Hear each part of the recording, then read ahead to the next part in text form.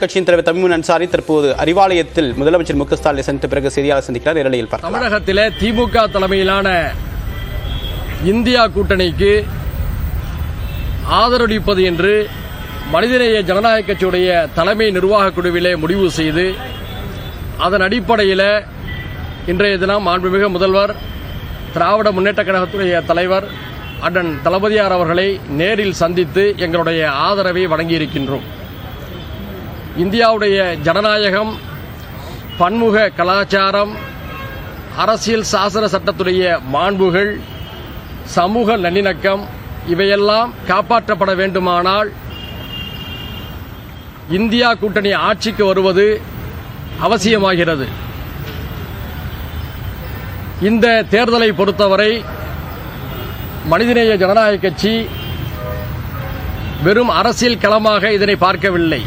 மாறாக ஜனநாயகத்துக்கும் பாசிசத்துக்கும் இடையிலான சித்தாந்த போராட்டமாக பார்க்கிறது. அந்த அடிப்படையில் இந்த முடிவை மனிதநேய ஜனநாயக கட்சி எடுத்திருக்கிறது. எங்களுக்கு இந்த கூட்டணியில் தமிழ்நாட்டிலே 39 தொகுதிகளையும் புதுச்சேரி உள்ளிட்ட 40 தொகுதிகளையும் தந்திருக்கிறார்கள். 40 தொகுதியிலும்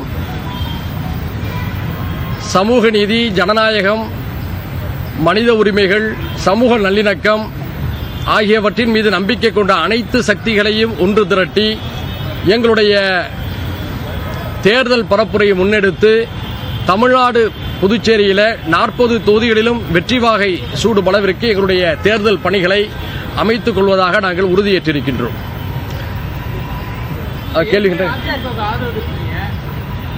நாங்கள் அதிமுக ஆதரவு தெரிவிக்கல, அதெல்லாம் தவறான செய்திகள்.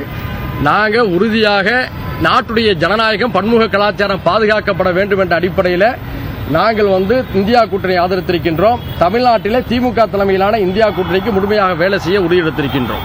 சரியா? கடந்த காலங்களில் எல்லா அரசியல் கட்சி தலைவர்களையும் கோரிக்கை நிமித்தமாக மனிதநேய ஜனநாயக கட்சியை சந்தித்திருக்கிறது. அது கோரிக்கை நிமித்தமான சந்திப்புகள். ஆனால் தேர்தல் நிலைப்பாடு என்று வந்தவுடன் நாட்டுடைய பன்மை கலாச்சாரத்தையும் ஜனநாயகத்தையும் அரசியல் சாசன சட்டத்தையும் பாதுகாக்கக்கூடிய வலிமையான அணியாக இந்த அணியை கருதி இந்த அணிக்கு எங்களுடைய ஆதரவை நாங்கள் அளித்திருக்கின்றோம். இப்ப வந்திருக்கிறோம். மாண்புமிகு தளபதியார் அவர்களிடம் நாங்கள் விரிவாக பேசியிருக்கின்றோம். இல்லையா? இப்போது எங்களுக்கு தேர்தல் களத்தில் ஜனநாயகத்தை பாதுகாப்பதுதான் முதன்மையான நோக்கம். அடுத்தடுத்த பல்வேறு விஷயங்களை பற்றி தளபதி அவர்கள் எங்களுக்கு முடிவு செய்து எங்களுக்கான உரிய மரியாதை, அங்கீகாரத்தை எதிர்காலத்திலே தருவதாக சொல்லியிருக்கிறார்கள். இப்போது எங்களுடைய நோக்கம் பதவிகள் அல்ல. இந்த நாடு பாதுகாக்கப்பட வேண்டும், ஜனநாயகம் பாதுகாக்கப்பட வேண்டும். நீங்க கேட்கலாம், பல பேர் இருக்கிறாங்களே, உங்களுடைய சாய்ஸ் இந்தியா கூட்டணி தான் சொல்லி கேட்கலாம். கடல் கொள்ளையர்கள் வர்றாங்க, அந்த கடல் கொள்ளையர்களை வீழ்த்தணும். கடல் கொள்ளையர்களை வீழ்த்துவதற்கு கட்டுமரத்தில் பயணம் செய்வதா, போர்க்கப்பலில் பயணம் செய்வதா என்ற ஒரு கேள்வி வருது. அந்த நேரத்தில் போர்க்கப்பலில் பயணம் செய்தால் மட்டும்தான் கடல் கொள்ளையர்களை வீழ்த்த முடியும் என்ற அடிப்படையில் இந்த நிலைப்பாட்டை நாங்கள் எடுத்திருக்கின்றோம்.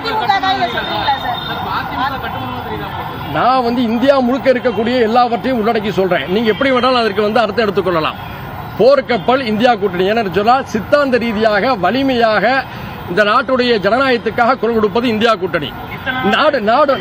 நாடு முழுக்க எல்லாருடைய மனநிலை என்னன்னு சொல்றோம்னா, மோடியுடைய ஆட்சி அகற்றப்பட வேண்டும். இதற்கு வலிமையான மாற்று இந்தியா கூட்டணி என்ற ஒரு பார்வை, கருத்து பரவலாக இருக்கிறது. அவற்றையெல்லாம் நாங்கள் உள்வாங்கியிருக்கின்றோம். மிக முக்கியமாக கடந்த 15 நாட்களாக பல்வேறு ஆய்வுகளை நாங்கள் எடுத்திருந்தோம்.